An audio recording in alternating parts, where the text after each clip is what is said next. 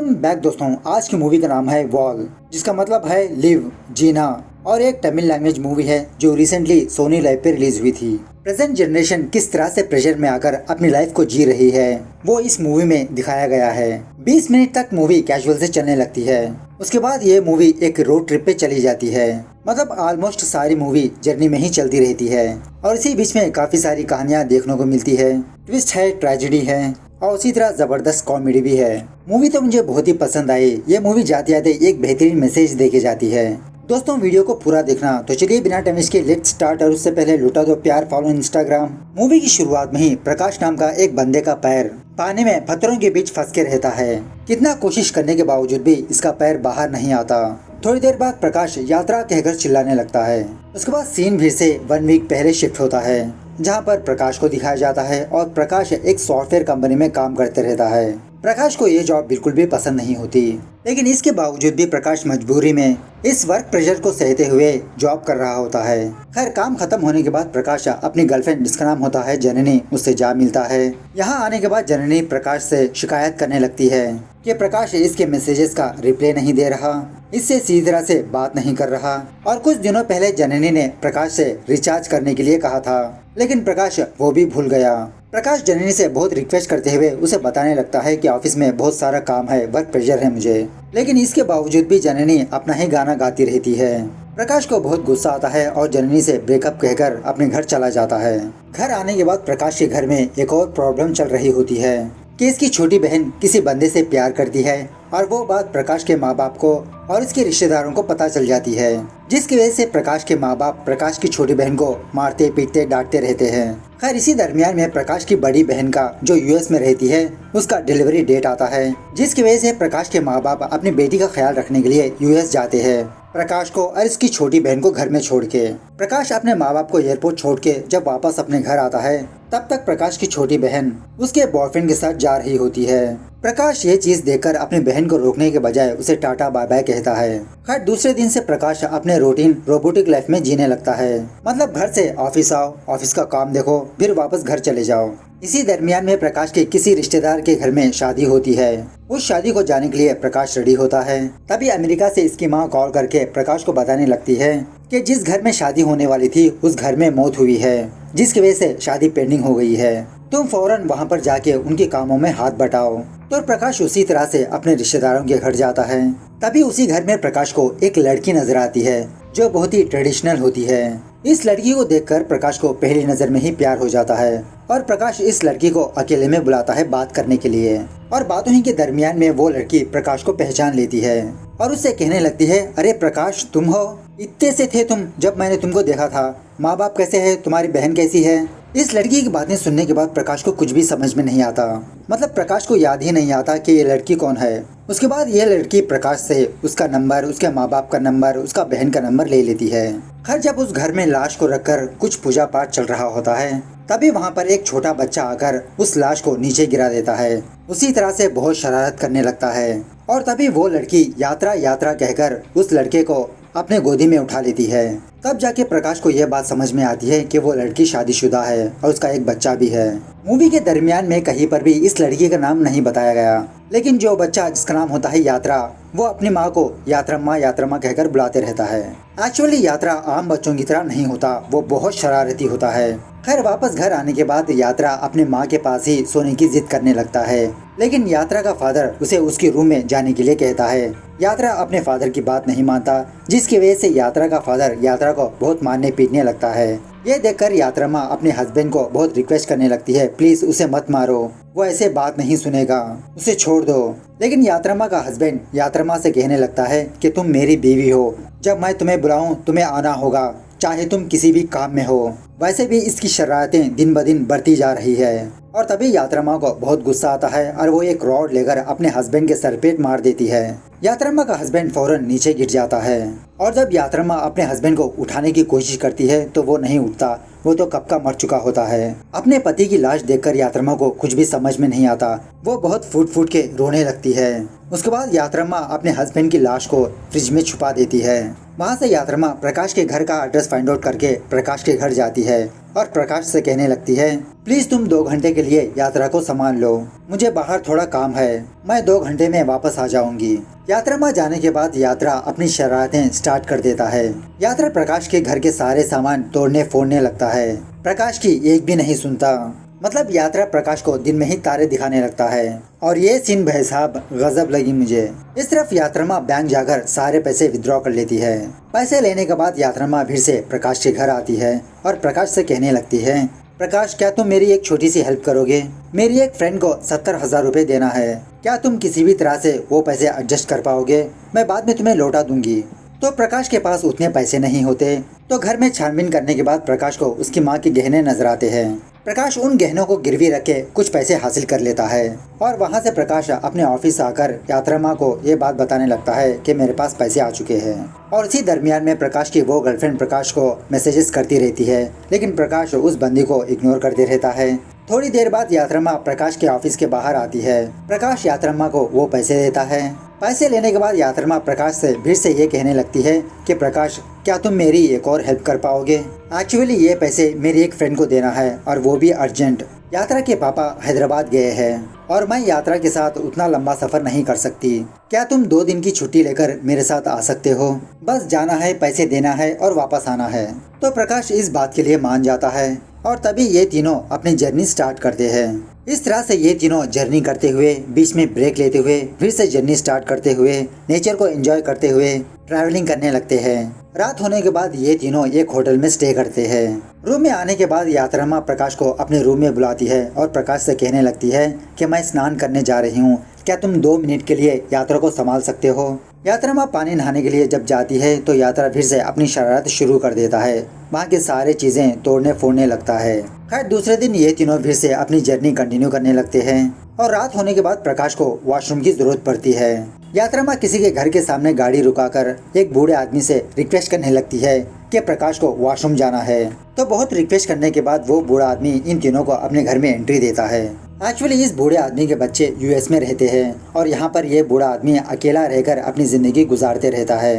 ये बूढ़ा आदमी यात्रा को देखने के बाद यात्रा माँ से कहने लगता है कि मुझे भी यात्रा जैसा एक पोता है, उसको पैदा हुए 5 साल बीत चुके हैं, लेकिन मैंने अभी तक उसको नहीं देखा। शायद नेक्स्ट ईयर मेरे बच्चे यहाँ पर आएंगे, तभी मैं मेरे पोते को देख सकता हूँ। अगर मुझे यहाँ पर कुछ भी हुआ तो मेरी देखरेख करने के लिए कोई भी नहीं है, लेकिन मैं यहाँ पर इस प्रॉपर्टी को संभालते हुए अकेला अपनी जिंदगी गुजार रहा हूँ। इसी दरमियान में यात्रा अपनी माँ से जिद करने लगता है कि इसे कहानी सुननी है और वो भी बर्ड की कहानी। ये सुनने के बाद वो बूढ़ा आदमी यात्रा से कहने लगता है कि मैं तुम्हें कहानी सुनाऊंगा, वो सिर्फ एक कहानी नहीं, वो सच्चाई है। इस तरह से वो बूढ़ा आदमी अपनी कहानी इन तीनों को सुनाने लगता है। जब ये बूढ़ा आदमी बच्चा था तो इनके घर में 100 से भी ज्यादा कबूतर रहा करते थे। तो उस बूढ़े आदमी के फादर का यही काम था कि वो कबूतरों को ट्रेनिंग दे। इन्हीं कबूतरों में से एक स्पेशल कबूतर थी और उसका नाम था यशोदा और उस कबूतर के गले के पास चमकते हुए फर थे। इस बूढ़े आदमी को और उसके फादर को यशोदा बहुत पसंद थी और यशोदा भी इन दोनों को बहुत पसंद किया करती थी।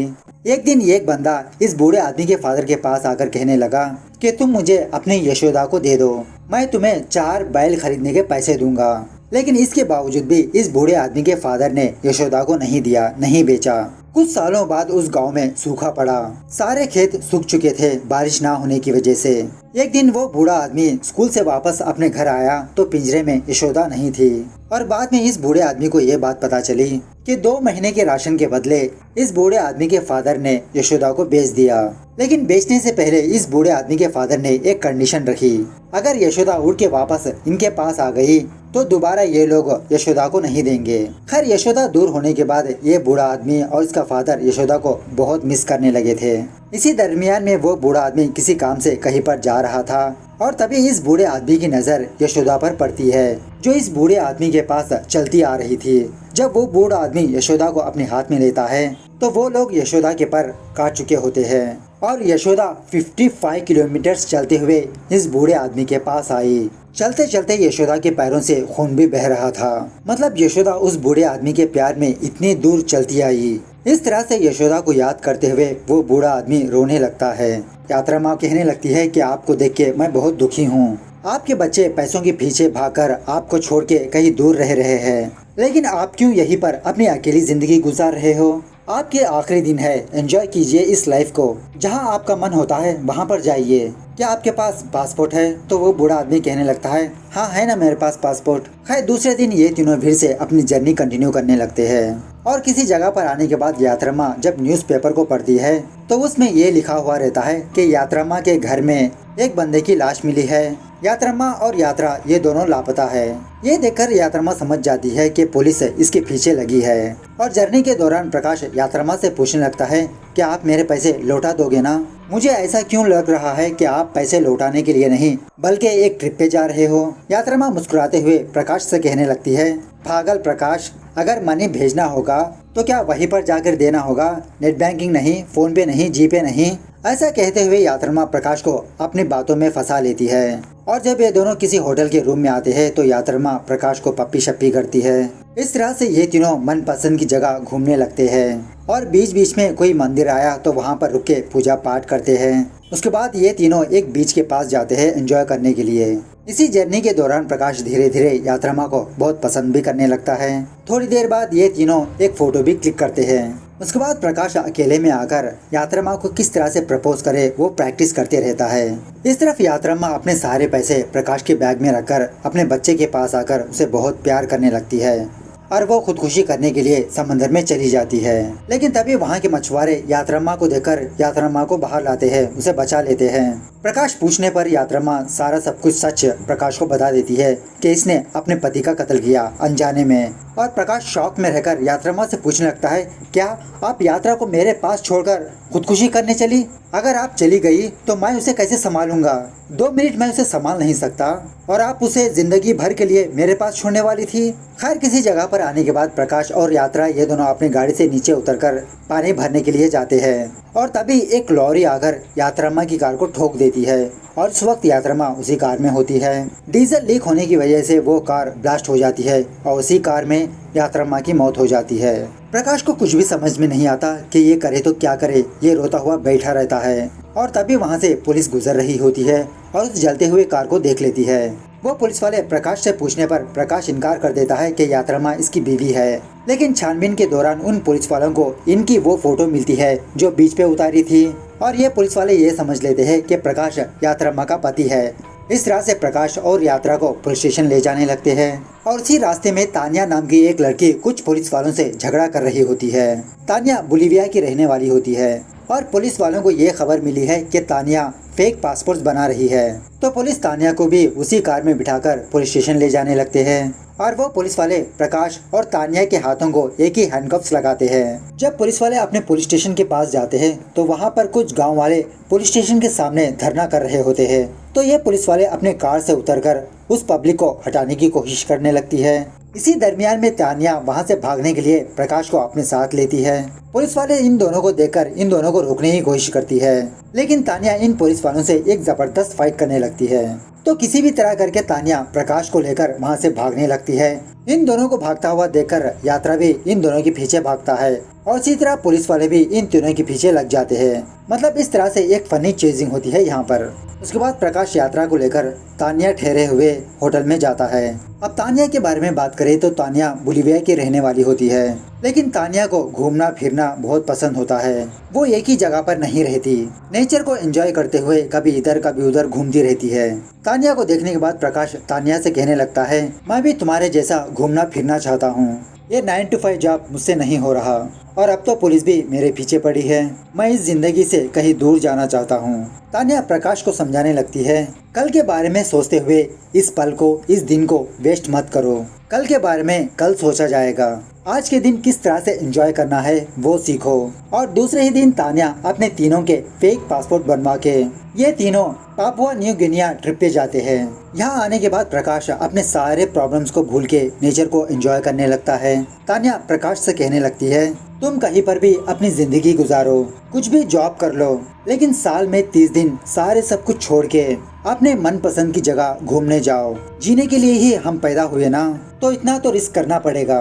इस तरह से ये तीनों काफी सारी जगह घूमने लगते हैं। फाइनली तान्या प्रकाश और यात्रा को असारो ट्रैवल सेटलमेंट के पास लाती है। वहाँ के लोग इन तीनों को देखकर इनका तहे दिल से स्वागत करते हैं और उसी रात वहाँ के एरिया में कुछ फंक्शन वगैरह चलता है।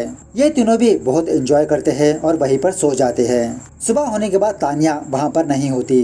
तान्या प्रकाश को एक लेटर छोड़ के जाती है और उस लेटर में ये लिखा हुआ रहता है, लिव, जियो। उसके बाद प्रकाश यात्रा को लेकर अपनी जर्नी कंटिन्यू करता है और ये दोनों भी काफी सारी जगह घूमने लगते हैं। और एक दिन ये दोनों जंगल के किसी वाटरफॉल के पास आते हैं। इसी दरमियान में प्रकाश उस वाटरफॉल से नीचे गिर के पानी में गिर जाता है और जब प्रकाश उस पानी से बाहर आने की कोशिश करता है तो इसका पैर दो पत्थरों के बीच फंस के रह जाता है। प्रकाश यात्रा यात्रा कहकर चीखने चिल्लाने लगता है, उसे बुलाने लगता है। इस तरफ बेचारा यात्रा प्रकाश को ढूंढते हुए उस जंगल में इधर उधर घूमते रहता है। खैर बहुत देर कोशिश करने के बाद प्रकाश उस पानी से बाहर आता है और प्रकाश उस जंगल में यात्रा को ढूंढने में लग जाता है। बहुत देर ढूंढने के बाद प्रकाश को यात्रा दिख जाता है और जब ये दोनों एक दूसरे से जुदा हुए थे तब ये दोनों एक दूसरे को बहुत मिस कर रहे थे।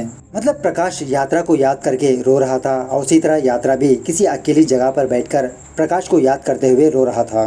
खैर इसके बाद प्रकाश यात्रा को लेकर इंडिया वापस आ जाता है। यात्रा को अपने साथ रखकर उसकी देखरेख करने लगता है। इसी दरमियान में प्रकाश कुछ पैसों की जरूरत होके उस बूढ़े आदमी को कॉल करता है और उस वक्त वो बूढ़ा आदमी अपनी सारी प्रॉपर्टी बेच के बैंकॉक में होता है, अपनी लाइफ को एंजॉय कर रहा होता है। प्रकाश पैसे पूछने पर वो बूढ़ा आदमी प्रकाश को पैसे सेंड कर देता है। उसके बाद प्रकाश एक पुलिस वाले के पास आकर जो कुछ हुआ वो बताने लगता है और एक्चुअली यात्रा मरने से पहले अपने फोन में अपना कन्फेशन वीडियो बना चुकी होती है। ये वीडियो देखकर पुलिस वालों को ये बात पता चलती है कि प्रकाश बेकसूर है। ट्रिप से वापस आने के बाद प्रकाश अपने जॉब में लग जाता है और प्रकाश बिना टेंशन के अपने काम को कंप्लीट करते रहता है। जिस तरह से तान्या प्रकाश से कहा था कि साल में 30 दिन अपने मन पसंद की जगह जाओ, इसके लिए प्रकाश अपने रूम में एक मैप भी रखा होता है कि ये कौन से साल में कौन सी जगह पर घूमने के लिए जाएगा। इस तरह से ये मूवी यहाँ पर दी एंड होती है। मैं भी यही सोच रहा हूँ कि मैं भी किसी ट्रिप पे जाऊँ। तो खैर मूवी कैसे लगी कमेंट करके बताना जरूर। मिलते हैं अगली वीडियो में, तब तक take care, bye bye, see you soon.